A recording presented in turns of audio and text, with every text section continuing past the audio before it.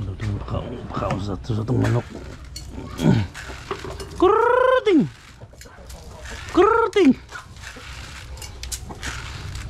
Sayang kayo ng mga manok ka ni. Natagrap ko nila sa itong amigo. Kabir. Pagkahuman, sayang kayo. Naguba lang dari ang iyong itlog. Taghan kayo. Kaya binakog mukan siya. Mulumlong. Dili ni mulumlong di ay. Mga baho lang. Sayangan eh.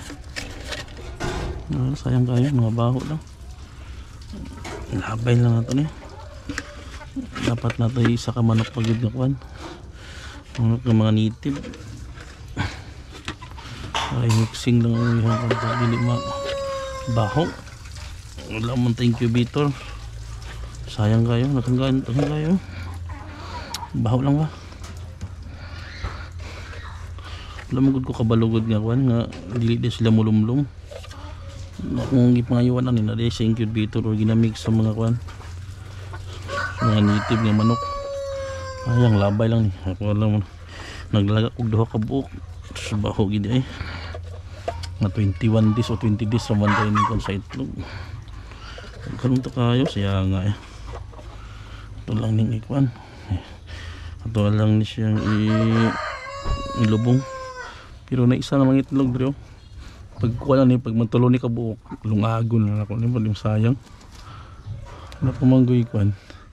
Nako hulo, natag sa kwan. So amigo na ko nga pulis. Gagmagawan, hindi man sila mangitlog. Ay mo ni siya. Nari, muna ito ang manok. Yang wala, sayang kayo. Sobra 30 ka bukit. Sobra 30 ka bukitlog. Baho lang. Wala mo ko kabalugod nga. Dini siya mulumlum di ay. Sayang nga eh. Ato lang ni ilubong ni. Isa naman sa kon. Ipakaon na to ni sa iro. No? Mamantas ni iro si pangumang itlog sa manok. Sayang nga eh. Sige lang, hilang. Katulan na isa ka itlog dito.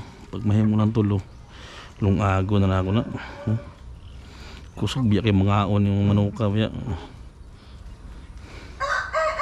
Puslan. Hindi akong kulungan. Pero tagahapon diri na sila mga tulog. Diri gabi eh. Buntag na. Wala sila galaag. Anad mo ganing manuka ni. Yan lang. Ito wala ning ikwan. Nagkaon baho naman eh. Tuwa na lang ning ikwan kang ilubong.